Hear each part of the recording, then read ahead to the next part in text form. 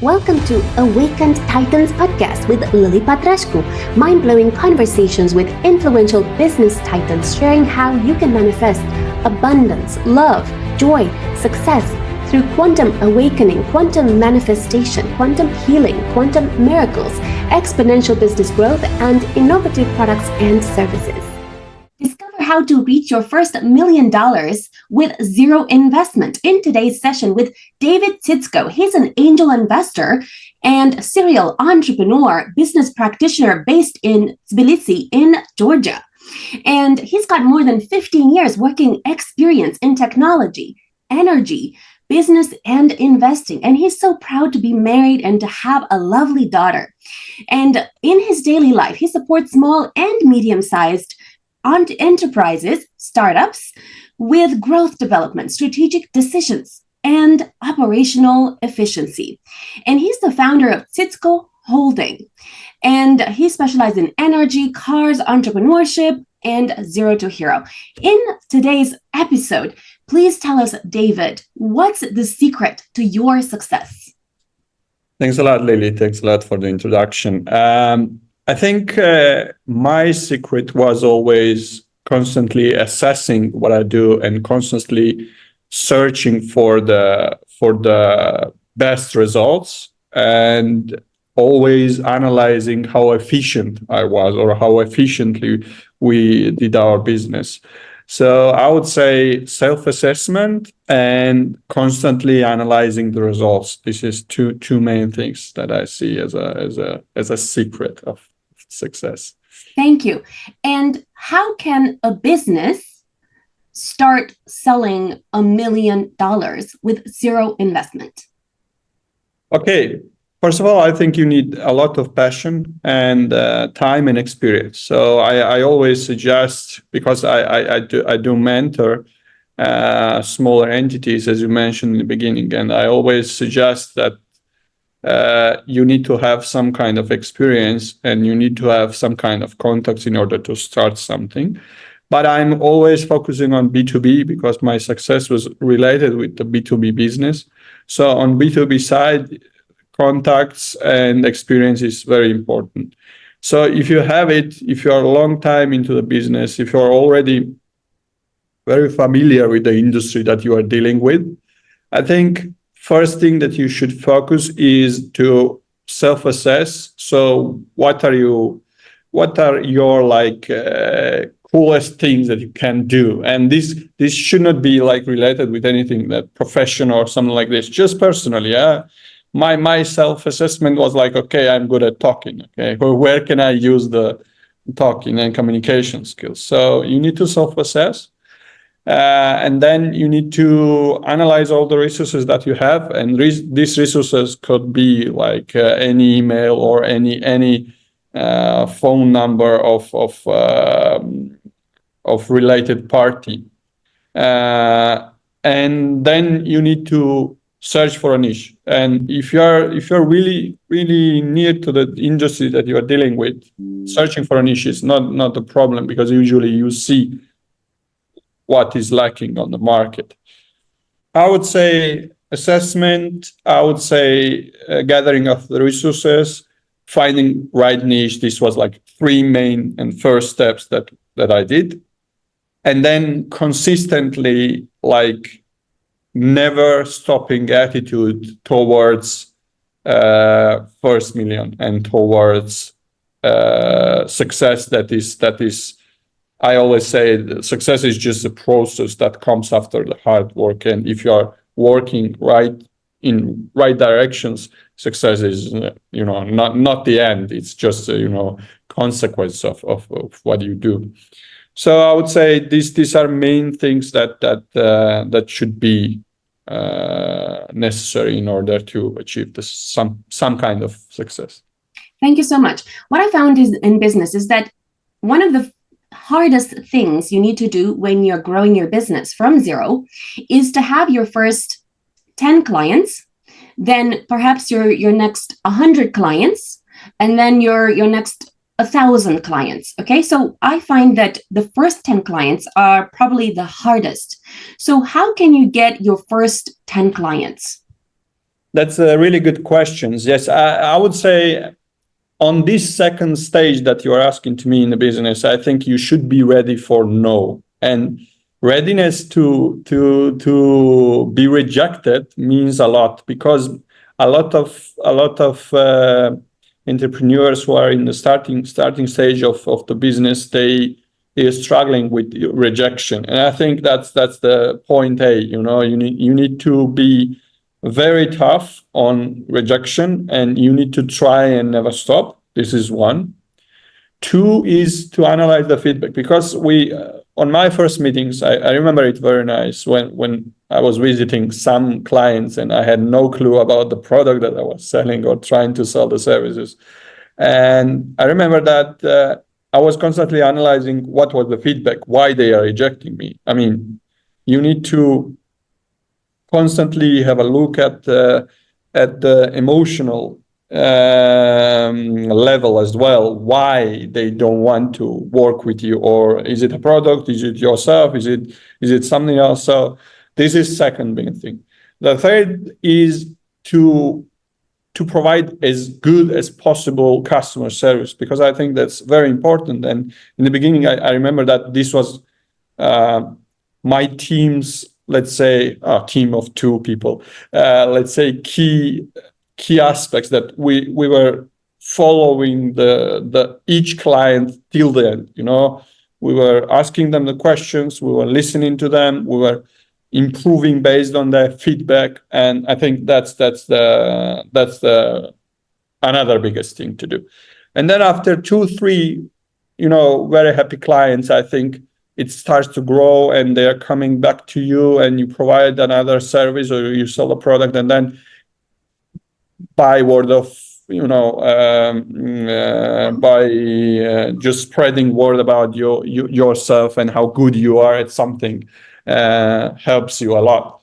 But there is a completely different story about 100 and about 1,000, because I think there are certain points in the growth of the business when you go on the very top of something that you developed, and then you see that it's not so easy to grow from here, because you're growing, your team is growing. And so I would say after 20-25 clients, it starts to come a lot of math in your business. You need to start to calculate, you need to hire more people, you need to support. Of course, it depends on the many aspects. Is it B2C, is it B2B? But I'm talking about B2B today because I'm very good at it. And I would say that after 25 clients, you need to focus more on let's say numbers, and see what are the retention rate, how long your customers are staying with you, and so on and so on. Thank you so much. Would you say that it's a good idea to give out your, let's say you have a tech business, is it a good idea to give out your let's say software as a service tool to as many people as possible? Is it 10 people? Is it 100 people? Is it 1,000 people? Is it 100,000 people? To as many people as possible, so that you have users, even if you're not actually getting any income? Or is it better to have like a balanced approach? What do you suggest? I think it depends on the SaaS. Let's say if you are focusing on businesses or you are focusing on consumers, I think either ways, according to my experience, if there is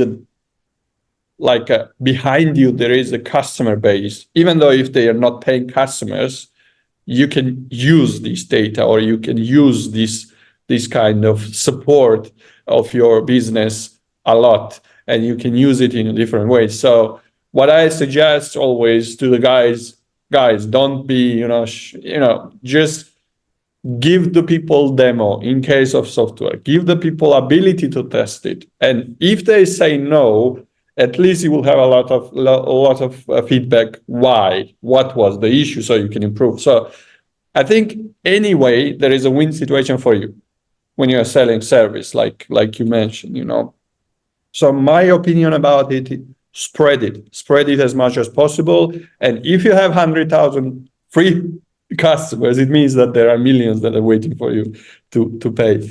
If not, then you are, WinRAR, the software that we all used for many years for free. We love it, and no one paid for it, unfortunately.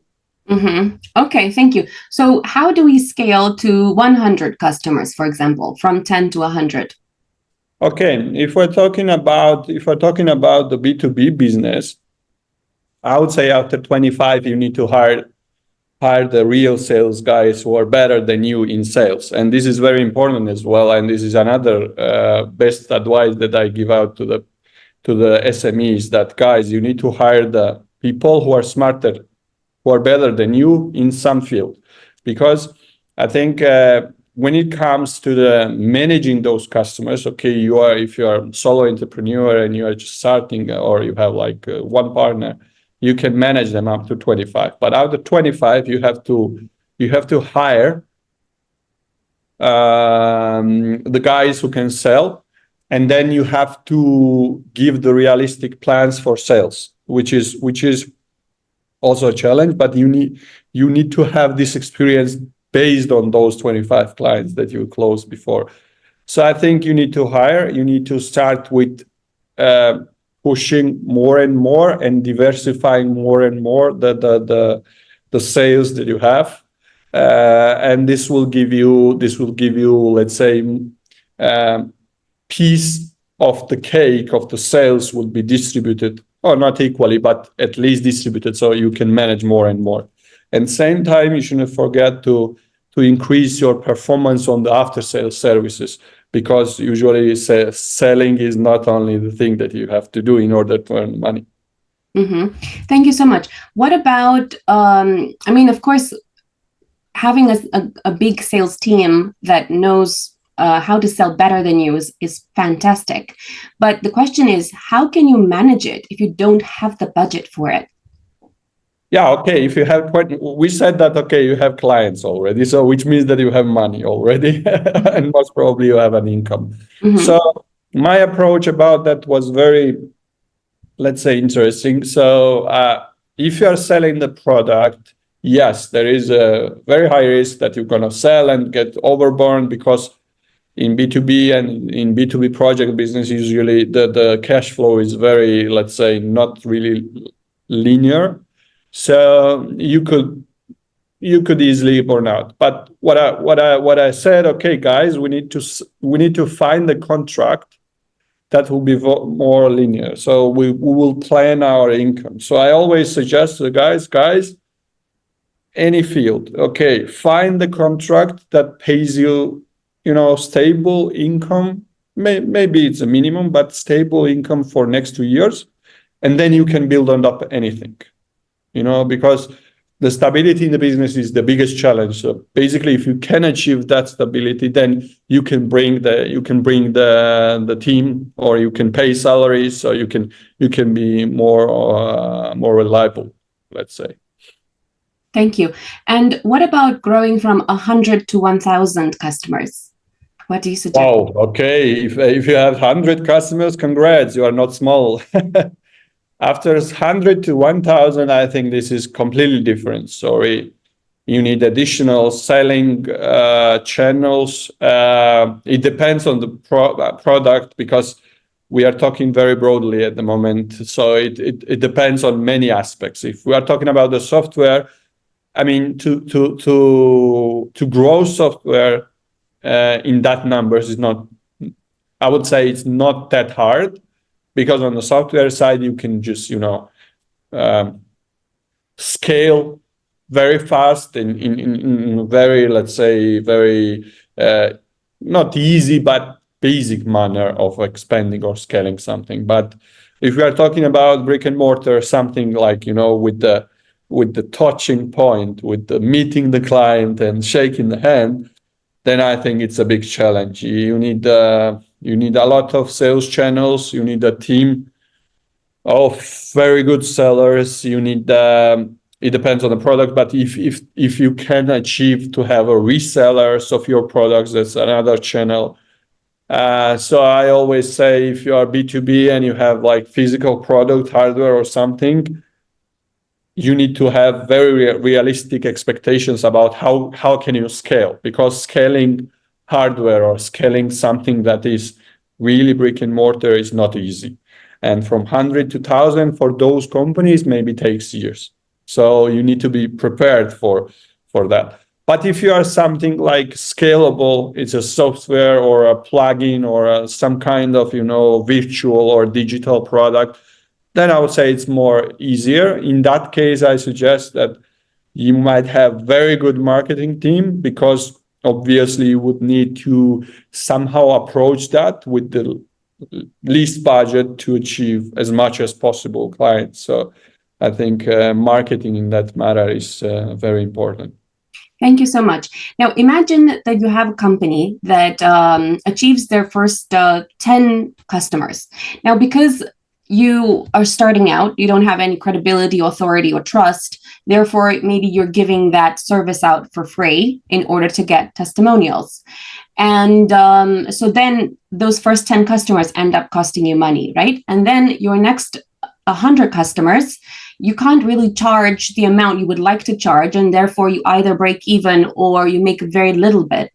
And there you don't have so much money to kind of hire a sales team. So the question is, how can you achieve business funding there to kind of break from 100 to 1,000 customers, considering you are in this situation?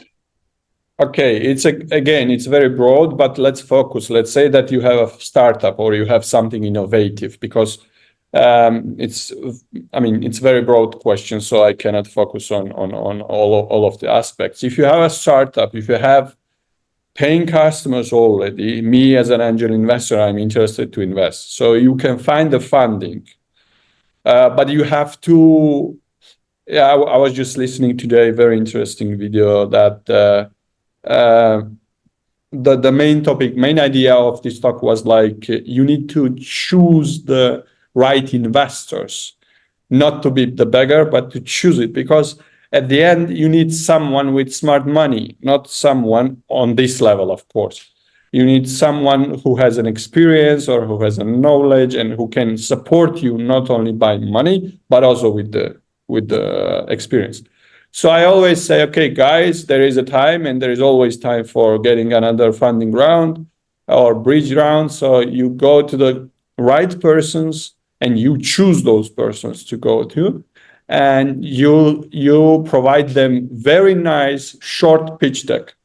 Guys, do the pitch decks short and with the big headlines, less text, because you need to inform, but at the same time you need to leave something to talk about, because I usually face very long pitch decks, about something with a lot of text, which most probably a lot of investors are not reading. So provide the pitch deck, pitch to the investors, and get the funding, and then you should have proper plan for it as well, which is also very important. How you gonna let's say invest this money into your business? Because you said, okay, if you are almost out of money, you already have the clients, and you need to hire the sales team, or you need to hire the marketing team. Yeah. For these purposes, I'm here, I'm investing. There are many angel investors who are investing. If you have paying customers, if you have already the product, so it's doable. It's fundable, I would say. Thank you. I find that you have a few options at this point, right? You can get money from funding from an angel investor. You could perhaps try to get money from a bank, or you could perhaps try to find clients organically. Which do you think is the best way to do it? Because I think a lot of founders are also worried about maybe giving too much of a big chunk of a potential unicorn, right? I'm sure that it depends on case by case, but what do you think is the best way to do it in this case?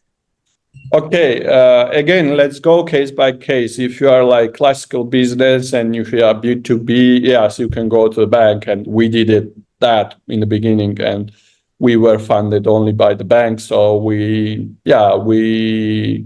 never sold out our shares to any investor. I don't know. This was our choice. But if you are a startup, it's not easy to get funding from the bank, because banks are usually needing some kind of collateral, which you don't have because you are a startup. Regarding big chunk of the shares, angel investors are not demanding. These are shark investors, or these are more like bigger guys who are demanding 40% of your business.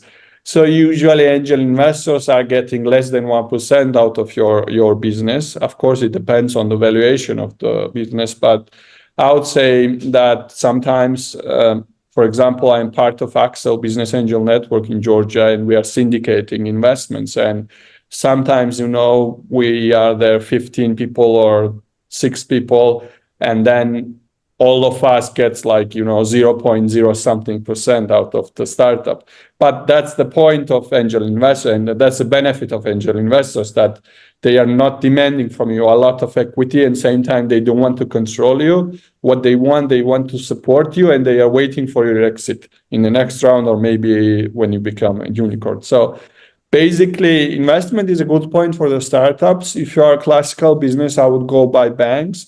And if you are growing bigger and bigger, then I think you need to reach out VC funds or bigger investors like shark investors, we call it. And that's okay. But if you are greedy and if you don't want to give out your shares, then I don't know, you need to go with your family or find your own funding, I would say. Thank you so much. One of the most you can say one of the biggest sources of kind of growing your company is also to perhaps joint venture with a company that is complementary to your business, but is not competing directly with you and has already your ideal target market. Is that a strategy that you use in order to grow to $1 million in revenue? No, I'm not. I think that in order to do the joint venture, you need to be big enough, because if you are smaller and if you are merging with the bigger guys, you are always losing. Either you are selling the business to them, or either you buy someone that is smaller than you. So I suggest if you want joint venture, or if you want to buy some kind of business, you should be big enough. So I would say that if you are over 10 million, if you are over 50 million, then you can think about it to somehow grow your business.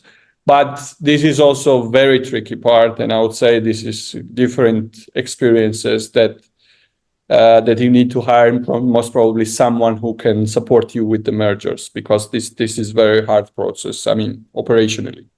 Thank you. I was thinking more like not necessarily a merger, but just to find a strategic partner that could be your affiliate. Of course. Yeah, that's what I said when I was mentioning resellers. So at some point, if you are doing a very classical business, you can find the resellers who can sell your product, or you can find someone who is distributor of the goods, and you're going to be a reseller. So basically, the partnerships are a very important part of the development, and especially in the early stages of the business. Thank you so much. Are there any particular networks that you recommend for entrepreneurs so they can start being part of those networks, and so they can facilitate their reach of $1 million in revenue? Okay, it depends in which country or region you are, because usually these kind of networks are very region oriented. But I would suggest attend the industry events as much as possible. For example, if you are in Europe, and if you are really into startups, you need to go to Tallinn at least once, in Estonia, and you need to attend a couple of very nice events, startup events.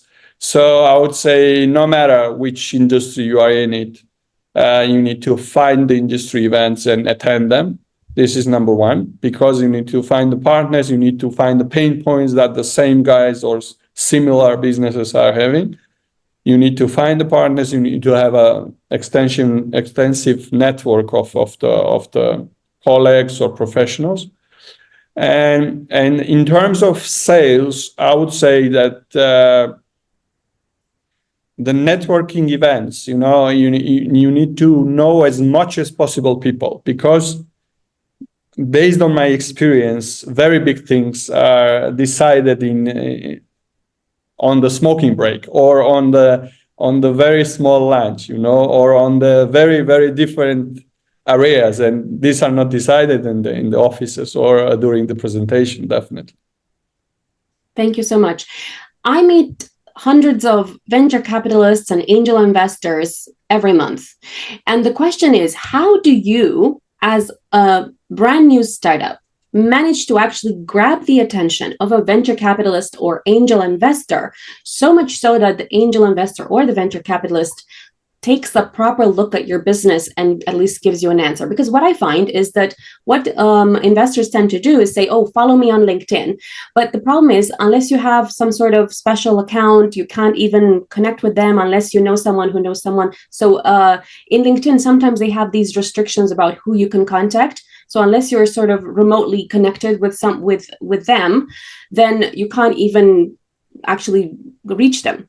Secondly, let's say they give you an email, you send an email and then no reply. So how can you make sure that your message reaches the investor?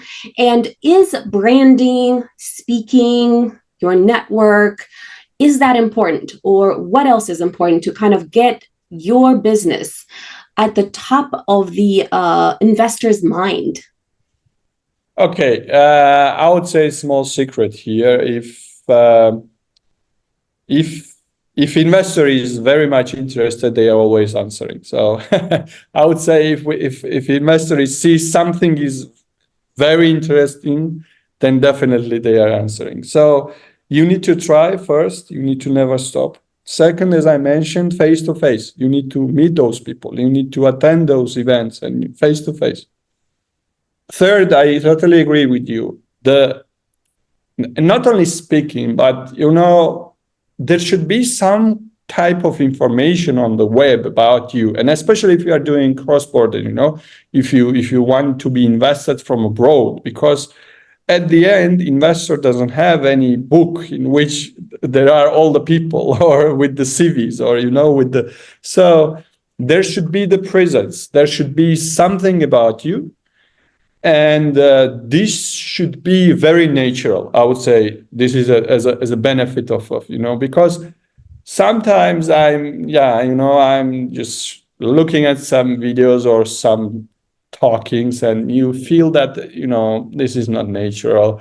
So be natural, have some amazing idea, have nice team. And this is also a big challenge usually for the startups, that they come and, for example, there is like 4 founders and all of them same profession. For example, all of them are developers. And then of course, investor looks at the team, and this is one of the most important things that you are investing into. And then, who gonna sell if all of you gonna develop something? So balance your teams, be natural, have a unique idea really in which you believe, because I also faced some kind of, guys who really don't believe in their idea and they try to sell it.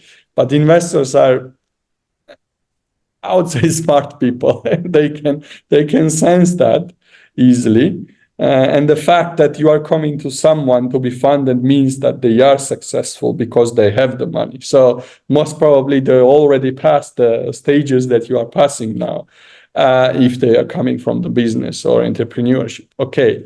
And third one, I would say your idea should be very scalable. So if your idea is, I don't know, we have plenty of ideas about something AI, something API, something. Guys, okay, we do understand that this is easy to do and easy to scale, but there are other fields in which there are brilliant ideas you can do.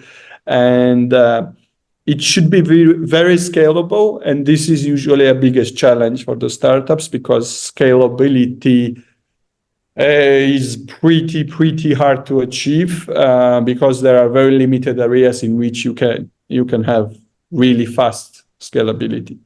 These are main topics that the investors are looking. So prepare pitch deck, have a nice idea, nice team, be natural, and just try, never stop. That's all.